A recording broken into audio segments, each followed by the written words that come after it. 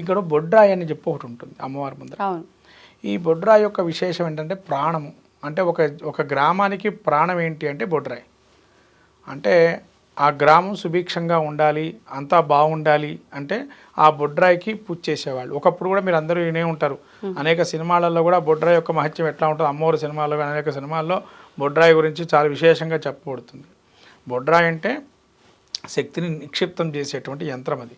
అంటే ఏ దుష్ట శక్తిని కూడా మన గ్రామంలోకి రాకుండా ఉండడానికి, మనకి ఎటువంటి బాధలు ఉన్నా ఆ బాధలు తొలగింపజేయడానికి అక్కడికి వెళ్తాం. దాంతో పూర్వకాలంలో బలిహరణాలు ఇచ్చేటువంటి వారు. మరి బలిహరణాలు ఇప్పుడు కూడా కొన్ని ప్రాంతాల్లో ఇస్తున్నారు, కొన్ని ప్రాంతాల్లో ఇవ్వటం లేదు బలిహరణాలు.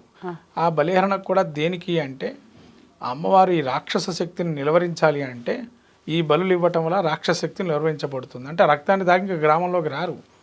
అందుకని చెప్పి అక్కడ బలిహరణ ఇవ్వటంతో అమ్మవారి రాక్షసుల్ని అట్టే పెట్టించి ఆపేయడానికి ఇదొక ప్రయత్నపూర్వకంగా బలిహరణ. అట్లే మరి శాకాహారంగా ఉన్నాయి కదండి బలిహరణలు కూడా. అంటే శాకాహారం అంటే గుమ్మడికాయ ఉంది, తర్వాత మినప గుండ్లు ఉంటాయి, మినప గుండ్లు పెరుగు కలిపి పెడతారు, అదొక బలి అన్నం అంటారు, బలిహరణకు సంబంధించింది. తర్వాత గుమ్మడికాయ, నిమ్మకాయ, ఇవి కూడా బలిహరణకు సంబంధించినటువంటివి.